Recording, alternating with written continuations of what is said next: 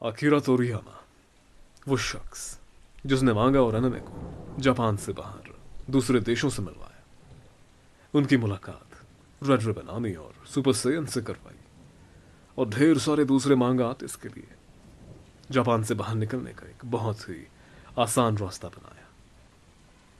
अगर आप dragon quest के बारे में जानते हैं या फिर डॉक्टर स्लम के बारे में जानते हैं या टोबाल नंबर 1 के बारे में जानते हैं और आप सोचते हैं कि आप अकीरा तोरियामा को बहुत ही अच्छे से जानते हैं, तो आप बिल्कुल गलत हैं, क्योंकि अभी तक आपका सामना इस कमाल की किताब से नहीं हुआ। ये कोई पॉलिश्ड या फिर क्यूरेटेड ग्रेटेस्ट हिट्स एल्बम नहीं है। ये वो डब्बा है, वो बेसमेंट है जहां पर ढेर सारे अनसुने डेमोज हैं जो कभी किसी एल्बम का हिस्सा ना बन सके, सिंगल ना बन सके, मगर बन सकते थे। यहां पर आपकी मुलाकात उस तोरियामा से होगी जिसके पास ना तो कोई मर्चेंडाइज डील थी और ना ही कोई स्टूडियो। जिस तोरियामा को आज दुनिया जानती है, ये उस तोरियामा की शुरुआत है और ये कोई ऑर्डिनरी कलेक्शन नहीं है। ये वो कमरा है जहां पर एक आर्टिस्ट ने अपने मांगा पेन्स में अपनी आत्मा और अपने वक्त को भरा और ब्लैंक शीट्स पर एक नई दुनिया बनाई। और सबसे पहले है वंडर आइलैंड, एक आइडिया, एक सेटअप, सिर्फ हड्डियां, मगर आप इसे देख सकते हैं। और तोरियामा का वो सिग्नेचर स्टाइल यहां पर साफ साफ नजर आता है। और सबसे अच्छी बात, यहां पर आर्टिस्ट आपको इंप्रेस करने की कोशिश नहीं कर रहा। जो कुछ भी उसके दिमाग में था वो उसने कागज पर उड़ेल दिया और रिजल्ट बहुत ही लाजवाब मिला। और दूसरे नंबर पर है टमाटो, क्यूटसी गमशू, क्योंकि दुनिया को इसकी जरूरत थी। एक लड़की जो डिटेक्टिव है और उसका नाम टमाटर है। यहां से साफ साफ पता चलता है कि अकीरा तोरियामा को फल और सब्जियों से कुछ ज्यादा ही लगाव था। जिस तरह से कैरेट से कैकरॉट आया, ब्रोकली से ब्रोली आया, वेजिटेबल से वजीटा, ठीक उसी तरह से टमाटर से टमाटो। जैसे मानो अकीरा तोरियामा ने इन सभी कैरेक्टर्स को किसी सब्जी या फिर फलों के ठेले पर बनाया था। बहुत ही कमाल की सोच। और आर्ट वर्क एकदम क्रिस्प और क्लीन, कमाल के एक्सप्रेशंस, और इस स्टाइल का मुकाबला आज तक कोई भी नहीं कर पाया और ना ही कभी कोई कर सकेगा। और तीसरे नंबर पर है मैथमेटिक, एक बेनाम हीरो, और उसके साथ है उसका उड़ने वाला कुत्ता। और इस कुत्ते के होते हुए भी वो कार से ट्रैवल करना ज्यादा पसंद करता है। एक बहुत बड़ी ईवल आर्मी, और इसके अलावा 2 पागल लड़कियां। और फिर है पोला एंड रॉयड। सुनने में बिल्कुल किसी बड़ी कॉप मूवी जैसा लगता है, पर बहुत ही ज्यादा चार्मिंग है और कमाल का कैरेक्टर डिजाइन और डिस्टिंक्टिव। इन सभी कैरेक्टर्स को देखते ही आप ये बोल सकते हैं कि इन्हें अकीरा तोरियामा ने बनाया है, कि आपकी आंखों के लिए बिल्कुल एक सीक्रेट हैंडशेक जैसा है।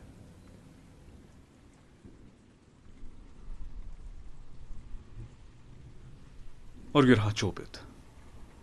तोरियामा की दुनिया में या फिर उनके हर एक मांगा में एक ऐसा कैरेक्टर जो है जरूर होता है जिसके पास कुछ खास शक्तियां होती हैं, और वो इंसान भी नहीं होता। उस जमाने में जहां पर लोग सिर्फ स्पेस, साइबॉर्ग्स या फिर रोबोट्स को लेकर कुछ ना कुछ बना रहे थे या एक दूसरे को कॉपी कर रहे थे, वहीं दूसरी तरफ तोरियामा ने भी यही चीज की, लेकिन एक ताजगी के साथ।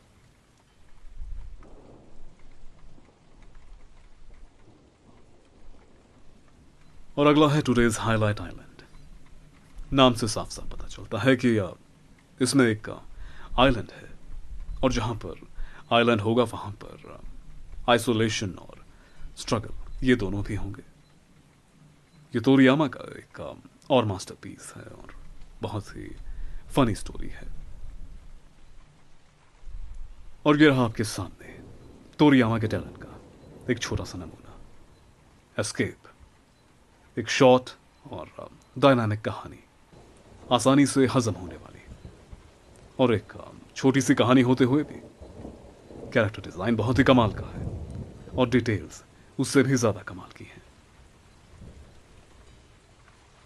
और ये रहा पिंक, एक और नमूना तोरियामा की उस खास एबिलिटी का जिसकी मदद से वो अपने किसी भी कैरेक्टर से कुछ भी अजीबोगरीब करवा सकते हैं। अगर ये हरकतें कोई साधारण इंसान करेगा सबके सामने या अकेले में, उसे बहुत ही अजीब लगेगा। लेकिन अगर तोरियामा अपने इन कैरेक्टर्स से कुछ भी अजीब करवाते हैं, वो फिर भी बहुत ही कूल लगते हैं और लोगों को बहुत ही ज्यादा पसंद आते हैं। एक छोटा लड़का जो खुद को गोकू कहता है, 7 जादुई ड्रैगन बॉल, चीची, मास्टर रोशी, यहां पर आपको ये सब कुछ साफ साफ नजर आएगा। और यहां से ही शुरुआत हुई थी, मगर ये ड्रैगन बॉल नहीं है, ये ड्रैगन बॉय है। ये बस एक एक्सपेरिमेंट था और रिजल्ट ड्रैगन बॉल था, जो आज हर जगह है, टी शर्ट्स पर, शेल्फ्स पर, फोन में, वीडियो गेम्स में, टीवी में। ये बिल्कुल हवा में ऑक्सीजन जैसा है। और ये रहा द एडवेंचर ऑफ टोंगपू, कमाल, एकदम लाजवाब, क्लासिक तोरियामा, एडवेंचर से भरपूर। और यहां पर आपकी मुलाकात होगी मिस्टर हो से, जो बिल्कुल यामचा जैसा दिखता है, या फिर शायद उसका कोई रिश्तेदार है। उसकी मुलाकात एक ऑस्ट्रिच ब्रीडर से होती है और ये ब्रीडर इसे बिल्कुल भी पसंद नहीं करती। और बहुत ही हैरानी की बात है, इतनी कमाल की कहानी होते हुए भी इस पर कोई एनिमे नहीं बनाया गया और ना ही कोई लाइव एक्शन बनाया गया। यंग मास्टर कैनोस्के, एक छोटा सा लड़का जिसका दिल सोने का है, और एक मार्शल आर्टिस्ट जो हर चीज में बहुत ही बुरा है। लेकिन जिस तरह से कैरेक्टर्स को बनाया गया है, ये फिर भी आपको बहुत ही ज्यादा पसंद आएंगे। तत्सुनोशिन का ताइफा, कूल और बुजुर्ग आदमी, क्योंकि वो जिप्सी चलाता है और इस ही जिप्सी की मदद से वो लोगों की रक्षा करता है। और बिल्कुल बालों वाले मास्टर रोशी जैसा दिखता है।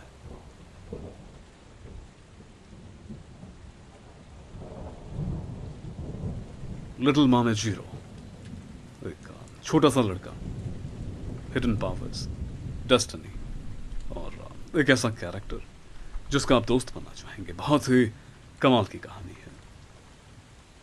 और फिर उसके बाद है कारामारू एंड द परफेक्ट डे, मतलब यहां पर कुछ भी परफेक्ट नहीं होने वाला, 100% प्योर केओस।